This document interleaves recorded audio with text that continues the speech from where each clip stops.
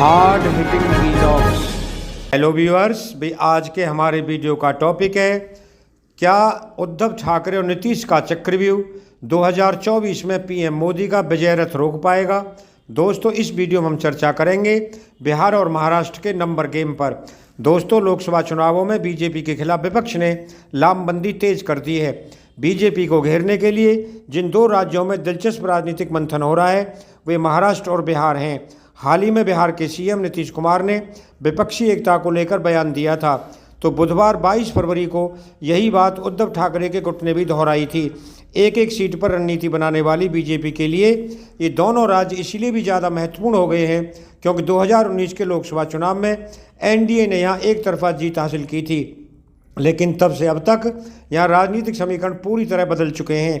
बिहार और महाराष्ट्र में 2024 का लोकसभा चुनाव एकदम नए सीन में लड़ा जाएगा। बिहार और महाराष्ट्र में लोकसभा की 88 सीटें आती हैं। 2014-2019 के आम चुनावों में बीजेपी ने इनमें से 45 और 40 पर जीत हासिल की थी। बीजेपी के सहयोगियों की सीटों को मिला लें तो इन दो राज्यों में एनडीए को 2014 में 71 और 2019 में 80 सीटें मिली थीं। सीटों की संख्या बताती है कि बीजेपी के मिशन 2024 के लिए ये दोनों राज्य कितने महत्वपूर्ण हैं। 2019 में बीजेपी ने 303 लोकसभा सीटें जीती थीं। अगर इन दो राज्यों की बीजेपी सीटें घटा दें तो पार्टी बहुमत के 272 के आंकड़े से नीचे चली जाती है। दोस्तों, 2014 के लोकसभा चुनाव में बीजेपी ने 282 सीटें जीती थीं, जिनमें 45 सीटें बिहार और महाराष्ट्र से थीं, जबकि 237 सीटें देश के बाकी राज्यों से थीं। 2019 में यह आंकड़ा क्रम से 40 और 263 था। अगर बीजेपी नीत एनडीए की सीट देखें तो 2014 में बिहार महाराष्ट्र से 71 सीट जबकि अन्य राज्यों से 265 सीट मिली थीं। 2019 में एनडीए को बिहार महाराष्ट्र से 80 लोकसभा और अन्य राज्यों से 271 लोकसभा सीटें मिली थीं। 2019 के लोकसभा चुनाव के बाद महाराष्ट्र का विधानसभा चुनाव भी बीजेपी शिवसेना ने साथ लड़ा, लेकिन चुनाव के तुरंत बाद सीएम कुर्सी को लेकर गठबंधन टूट गया। इस समय शिवसेना नेता उद्धव ठाकरे ने कांग्रेस और एनसीपी के साथ मिलकर सरकार बनाई। 2022 में सेना में बड़ी बगावत हुई और शिंदे गुट के साथ बीजेपी फिर सत्ता में शामिल हुई। बिहार में 2020 में विचारधारा विधानसभा चुनाव लड़ा गया। इस चुनाव में बीजेपी और जेडीयू साथ थीं। गठबंधन को जीत मिली और कम सीट होने के बाद भी नीतीश कुमार सीएम बने। सरकार चल रही थी, लेकिन दोनों दलों के बीच कुछ मुद्दों को लेकर स्थिति ठीक नहीं चल रही थी। 2022 में नीतीश कुमार ने अलग राह पकड़ी और आरजेडी, कांग्रेस और वामपंथी दलों के साथ मिलकर सरकार बनाई। एक बार फिर जेडीयू में सब ठीक नहीं है। उपेंद्र कुशवाहा ने पार्टी से इस्तीफा देकर नए संकेत दिए हैं।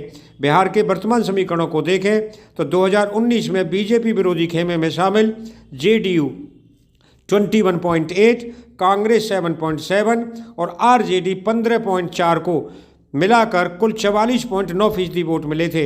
वहीं बीजेपी को 23.6% वोट और उसकी वर्तमान में सहयोगी लोक जनशक्ति पार्टी को 7.9% वोट मिले थे।